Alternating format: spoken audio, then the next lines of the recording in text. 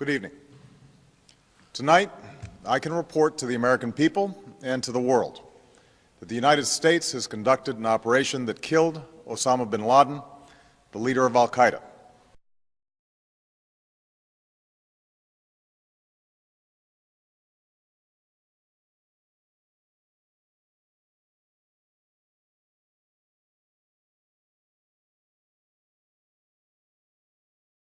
A NATO Chinook has crashed in central Afghanistan, killing 31 US soldiers and 7 Afghan troops, the country's president has confirmed.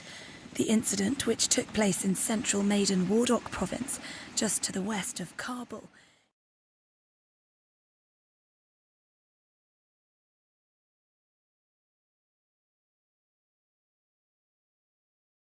U.S. officials are telling the Associated Press that the American troops whose helicopter was shot down by insurgents were on a mission to help a group of Army Rangers who had come under heavy fire.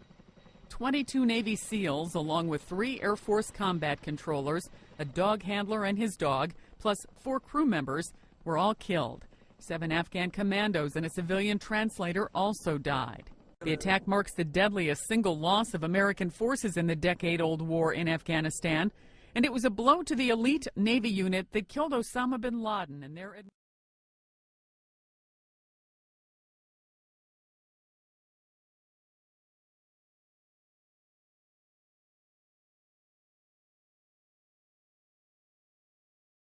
The Taliban is taking responsibility for shooting down a U.S. helicopter.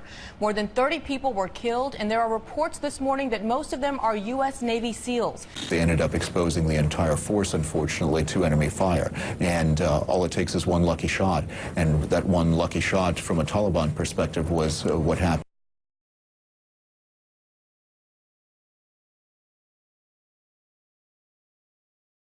Well, Wolf, what we have learned today is those Navy SEALs were not on a rescue mission, as we were first led to believe. Navy SEAL commandos killed when their helicopter was shot down by the Taliban weren't on one of their usual secret assault missions. Military sources confirm the SEALs were called in to chase down a group of Taliban on the run.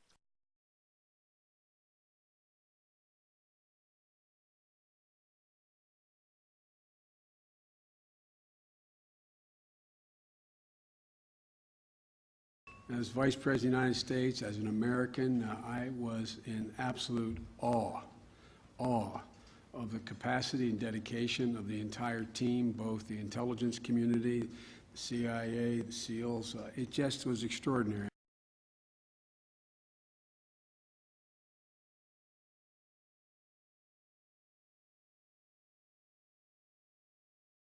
As soon as Joe Biden announced that it was a SEAL team who took out bin Laden, within 24 hours my son called me, and I rarely heard him ever sound afraid in his adult life. And he said, "Mom," his tone was extraordinarily serious. He said, "You need to wipe your social media clean. I mean, you need to get everything off of it now." And I said, "Of course, son, I will. What's wrong?" And he said, "Mom, there's chatter, and your life is in danger. Our lives are in danger, so clean it up right now."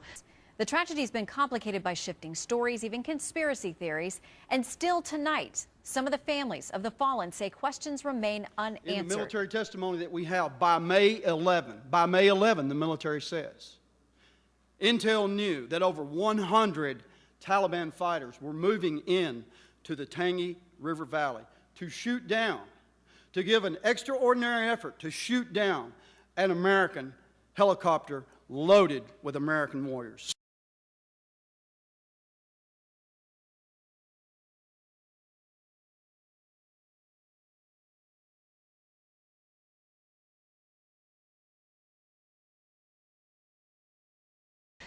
We found that they flew into the Tangi River Valley unescorted. This was not standard protocol. According to military testimony, in over 400 missions, 2 commanders said they had never done an operation like this.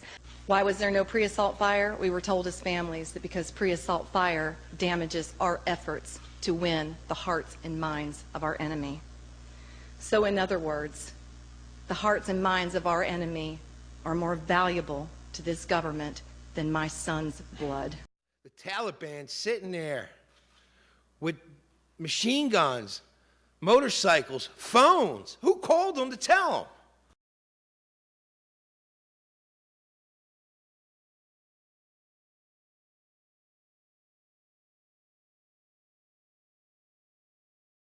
There are some staggering things that we've learned, such as the 7 Afghanis that were on the manifest that night were not the Afghanis that died. In other words, we found out they were switched out at the very last minute in such a rush that the manifest couldn't be changed, which is very, very dangerous and very uncommon.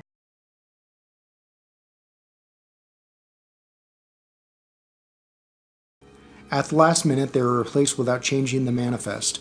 It was as if someone knew they were going on a suicide mission and pulled them out. The official in charge of the investigation, General Jeffrey Colt, in his 1,250-page report, did not address this fact. Additionally, it appears the Taliban knew the CH-47 was coming, knew the exact time and route they would be using, that the Afghan commandos originally on the helicopter probably tipped the Taliban off.